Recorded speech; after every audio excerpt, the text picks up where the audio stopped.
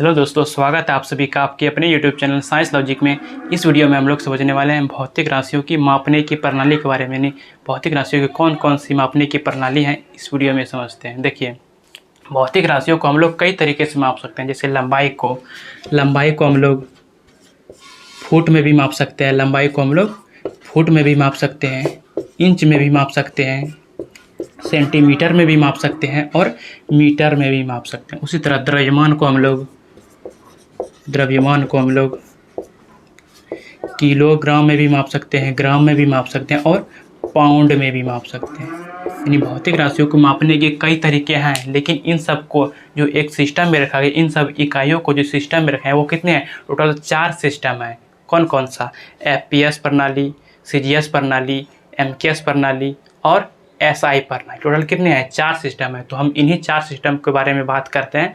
तो हम लोग पहला समझते हैं FPS प्रणाली किसे कहते हैं। FPS यानी कि फुट पाउंड सेकेंड। देखिए, यह प्रणाली जो है ब्रिटिश वालों ने स्टार्ट किया था, इसीलिए हम इसे ब्रिटिश प्रणाली कहते हैं या फिर अंग्रेजी प्रणाली भी कहते हैं। इस प्रणाली में हम लोग लंबाई को किस में मापते हैं? लंबाई को फुट में मापते हैं और द्रव्यमान को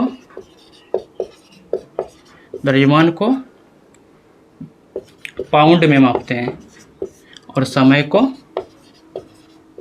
को सेकेंड में मापते हैं। सेकेंड में देखिए, ये प्रणाली जो किसने शुरू किया था? ब्रिटिश वालों ने शुरू किया था। इसे हम लोग अंग्रेजी प्रणाली भी कहते हैं। इस प्रणाली में हम लोग लंबाई को फुट में मापते हैं, द्रव्यमान को पाउंड में मापते हैं, समय को सेकेंड में मापते हैं। देखिए, चूंकि यह प्रणाली जो है ब्रिटिश वालों ने स्टार्ट किया था, यह प्रणाली जो है उन देशों में भी चलती होगी जहाँ पर कभी ना कभी ब्रिटिश साम्राज्य का अधिकार था। यानी वह देश जो ब्रिटिश का गुलाम था, वहाँ भी यह प्रणाली चलती होगी। जैसे हमारा देश भारत है, हमारे देश में भी यह प्रणाली चलती थी पहले, लेकिन अभी यह प्रणाली हमारे देश में नहीं चलती। अभी जो हमारे देश में प्रणाली चलती है वो कौन सी? SI प्रणाली। विश्व के अधिकांश देशों में SI प्रणाली ही चलती है। तो यह क्या हो गया? FPS प्रणाली। लेकिन इसमें दिक्कत क्या होने लगा कि देखिए, ये बहुत मीडियम साइज़ का ये सब यूनिट है। जैसे हमें देखिए, इसकी लंबाई को मापना है तो हम इसको फुट में नहीं माप सकते। किसी की छोटे छोटे द्रव्यमान का मान निकालना है तो हम इसे पाउंड में नहीं माप सकते। ये थोड़ा सा मीडियम साइज़ का यूनिट हो गया। तो इसके लिए एक और यूनिट विकसित किया, जिसे हम लोग क्या कहते हैं? CGS प्रणाली। यह किसने विकसित किया? फ्रांस वालों ने विकसित किया, इसीलिए हम इसे फ्रेंच प्रणाली कहते हैं या फिर इसे हम लोग मीट्रिक प्रणाली भी कहते हैं। इसे हम लोग फ्रेंच प्रणाली या मीट्रिक प्रणाली भी कहते हैं। इसमें जो है लंबाई को हम लोग किस में मापते हैं? सेंटीमीटर में। लंबाई को हम लोग किस में मापते हैं? सेंटीमीटर में। और इसको द्रव्यमान को हम लोग किस में मापते हैं? द्रव्यमान को ग्राम में। और समय को सेकेंड में। समय को हम लोग किस में मापते हैं? सेकेंड। S यानी सेकेंड। यह प्रणाली क्या है? फ्रांस वालों ने विकसित किया, इसीलिए हम लोग इसे फ्रेंच प्रणाली कहते हैं। इसमें हम लोग लंबाई को सेंटीमीटर में मापते हैं, द्रव्यमान को ग्राम में मापते हैं और समय को सेकंड में मापते हैं। देखिए, इससे भी क्या दिक्कत होने लगा। देखिए, ये बहुत छोटे साइज़ का यूनिट है। ये सब जो है बहुत छोटे साइज़ का यूनिट है, ग्राम, सेंटीमीटर, और ये जो है मीडियम साइज का यूनिट है। इससे जो है व्यापारी लोगों को दिक्कत होने लगी। व्यापारी लोग जो है इतने छोटे यूनिट का इस्तेमाल नहीं करते हैं। तो इसके लिए एक और यूनिट विकसित किया, जिसे हम लोग कहते हैं MKS प्रणाली। या जो है इस प्रणाली का उपयोग जो है इंजीनियरिंग और औद्योगिक क्षेत्र में बहुत ज़्यादा होता था, इसीलिए हम लोग व्यावसायिक प्रणाली कहते हैं। इसे हम लोग मीटरी प्रणाली भी कहते हैं, याद रखिएगा। इसे हम लोग व्यावसायिक प्रणाली भी कहते हैं क्योंकि इसका उपयोग व्यवसायों में ज़्यादा उपयोग किया जाता था, इंजीनियरिंग और औद्योगिक क्षेत्र में ज़्यादा इस्तेमाल किया जाता था।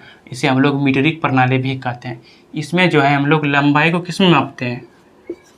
लंबाई को मीटर में। द्रव्यमान को किलोग्राम में यानी kg में। और समय को हम लोग सेकेंड में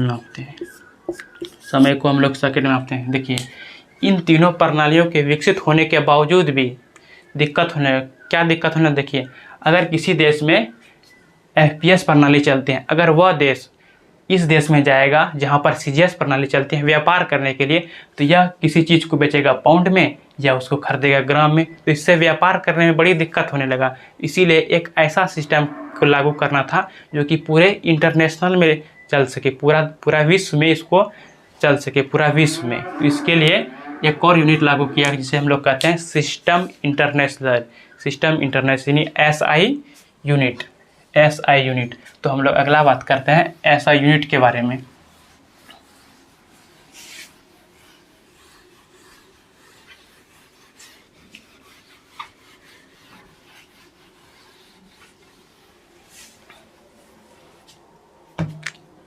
SI यूनिट, SI यूनिट देखिए यह जो है, इसमें जो है ये जो सिस्टम है ये MKS प्रणाली का ही रूप है। जो MKS प्रणाली में यूनिट था उसी को इसमें रखा गया और भी बहुत सारी चीज़ों को जोड़कर इसमें ऐड किया गया और इसे बनाया गया सिस्टम इंटरनेशनल यूनिट यानी SI यूनिट। इसमें देखिए इसमें लंबाई को रखा गया, लंबाई को मीटर में, इसमें लंबाई को हम लोग मीटर में मापते हैं,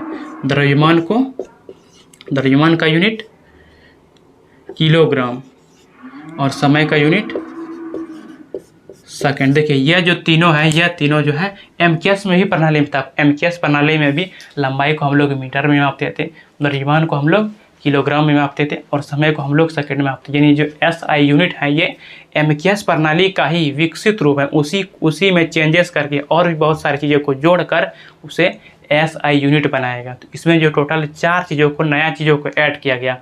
जैसे जैसे समय बीतता गया बहुत सारी चीज़ों का आविष्कार होते गया और उनको इसमें ऐड किया गया। इसमें जो 4 चीज़ों को ऐड किया गया तो उसमें क्या था, पहला था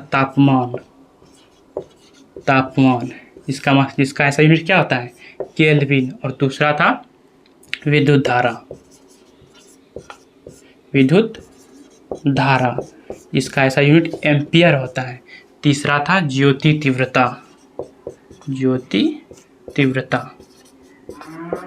जिसका SI यूनिट कैंडला यानी CD होता है। और चौथा था पदार्थ की मात्रा जिसका SI यूनिट मोल होता है।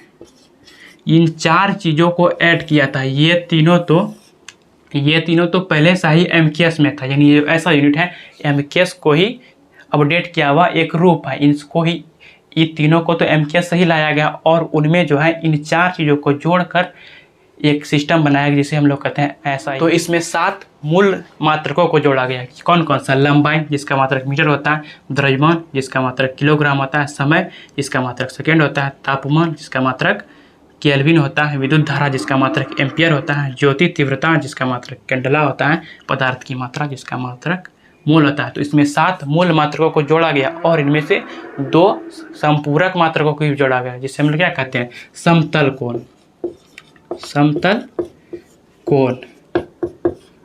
कोण जिसका मात्रक जो होता है वो रेडियन होता है, रेडियन। और इसमें एक चीज़ और को जोड़ा गया, घन कोण यानी कि समतल कोण यानी कि प्लेन एंगल, और घन कोण यानी कि सॉलिड एंगल। इसका मात्रक स्टेरेडियन होता है, स्टेरेडियन। तो जो SI यूनिट में है टोटल कितने मात्रक, 7 मूल मात्रक और 2 संपूरक मात्रक।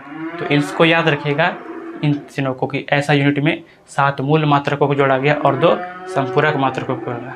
तो आज के लिए इतना ही, हम मिलते हैं अगले वीडियो में। आप वीडियो को लाइक जरूर कर दीजिएगा और ऐसे ही साइंस से संबंधित वीडियो देखने के लिए चैनल को सब्सक्राइब भी कर लीजिएगा। मिलते हैं अगले वीडियो में। जय हिंद।